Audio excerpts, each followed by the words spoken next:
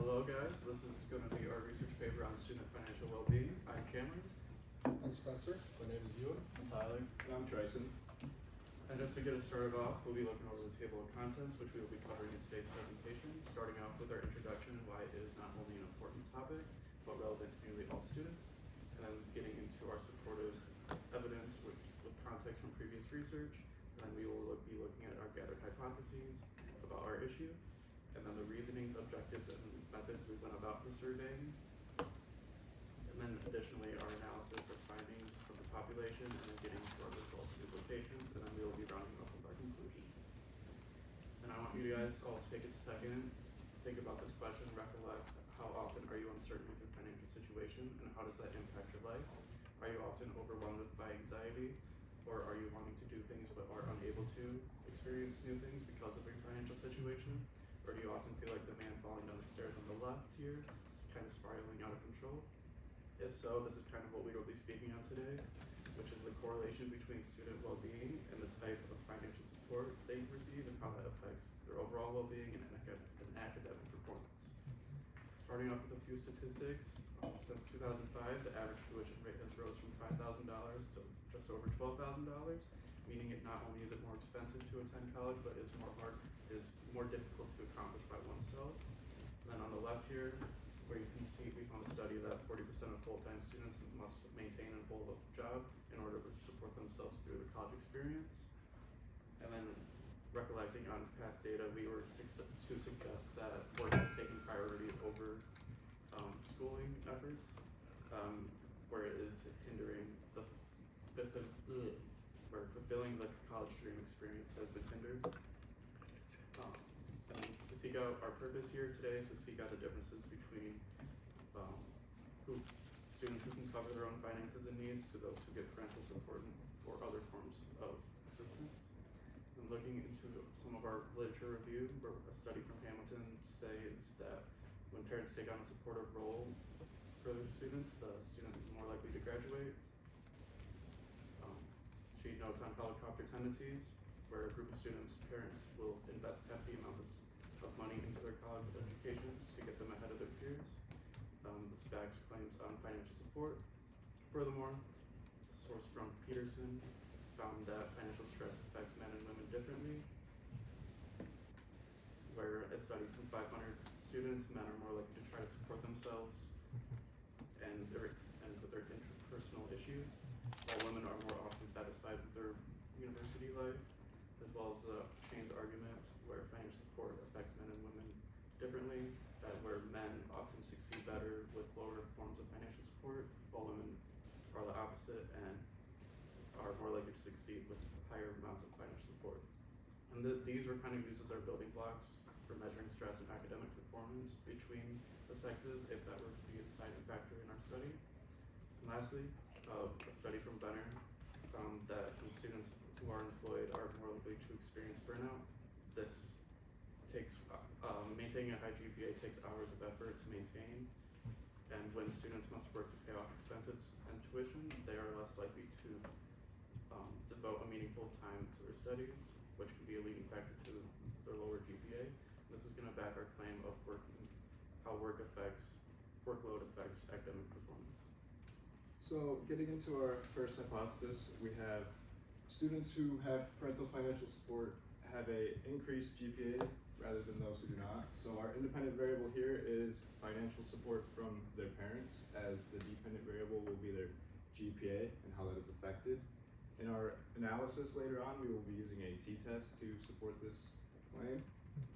Moving on to our second hypothesis, we have students who receive financial support from their families have a better financial well-being than students who do not receive financial support. The independent variable again is financial support, and the dependent variable is financial well-being. This was also tested with a t-test analysis. And then finally, moving into our third hypothesis, we have students who have increased working hours will have decreased GPA because they do not have time to study compared to those who don't have to work to afford to go to school. And the independent variable is hours spent working, and the dependent variable is student GPA again. And the method we used for analysis there was a simple regression. So for our purpose, we want to, college is our best years of our lives, and we just want to set the future generations for the best success. And as tuition is increasing and our wealth gap is increasing as well, if you look at our chart over here, our upper class is 75 times more than our lower class, with our upper class being 848,000 and our lower class being 11,500. So, for our survey objectives, we want to determine the percentage of of those who receive financial support, whether it's from family or from it's from adults. We also want to determine the students who are, we want to determine our students' well-being with their financials during the semesters on a scale of 1 to 10. We use a Likert scale with 1 being lowest and 10 being our highest. And we want to identify the participant groups with the financial comfortability and their correlations with their GPA and their success. Moving on to our survey methods. For obtaining our data, we use 3 main strategies. The first being walking around in campus or on person in campus through Jamridge and Hardin Hall to find potential survey respondents. Second, we share it online on social media services such as Snapchat, Instagram, and LinkedIn, of all things. And we also provide an incentive to our survey respondents, that being a $25 Amazon gift card chose from a lottery from all of our survey respondents. So, from our survey, we collected about 1,268 responses total, which way overshadowed our goal of 200. But unfortunately, we only had 134 usable responses total out of all of these. So we had to go through a rigorous cleaning data process. Many of our responses were from Gmail accounts that were a bunch of random numbers and characters on their addresses. So due to this, we opted to use a combination of screening for nmu.edu emails and used a time threshold to also determine which responses were valid. So for our survey idea, we want to tackle some demographics, use age, gender, and enrollment status. But for our well-being and workload, we want to use a Likert scale, working on the well-being and workload, and we use the numerical values for the GPA, hours spent, hours worked. For our survey, for our financial comfortability, we use the Likert scale as well, for from being well off to being insufficient to surviving. And for financials, we want to see if they're comfortable or if they're not meeting the goals, and we want to see how their savings and investments were being used, or if they even have any. And yeah, so onto our descriptive analysis. Our age, gender demographics tended to match the Northern Michigan general demographics, predominantly white and even a split of male and female. There were a couple things that stood out, and when we asked about financial well-being, we found that only 12.7% of students said their financial well-being was well off, with 29% saying they're struggling, a quarter saying they can barely survive. And then as far as student work hours go, a quarter of students are unemployed, a third of students are working over 20 hours, and then another 40% are working under 20 hours. So onto our results. So for our first hypothesis, which is parental financial support increased GPA, we weren't able to make any conclusions as our p-value from our t-test was above 5%.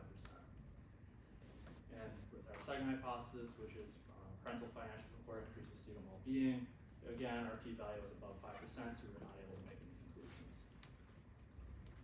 As far as increasing student work hours effect on their GPA, again, our p-value was above 5%, so we were not able to make any conclusions as well.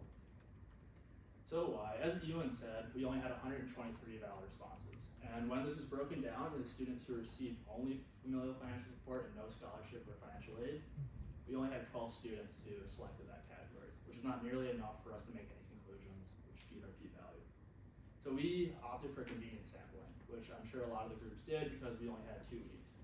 If we were to go back and do it again, we would opt for a stratified sample. You're looking for schools with higher levels of income, like University of Michigan, Western Michigan, Michigan Tech, Northern, or going going through and making sure we hit a certain amount of students who receive financial support from their family, a certain amount of students who receive just scholarship, and a certain amount of students who are just not financial aid. And also Northern is not that diverse of an institution. Because of how we had to clean our data, we just had Northern Michigan students, which really started to skewed our data. And we definitely would opt for further research as well.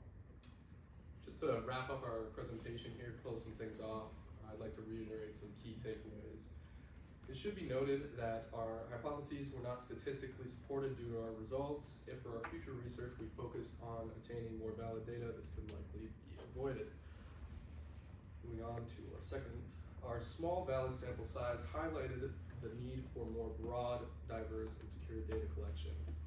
And not only this, but our future research should explore financial stress, workload, and academic outcomes with more accuracy. This would allow us to better formulate support strategies for the average overworked student.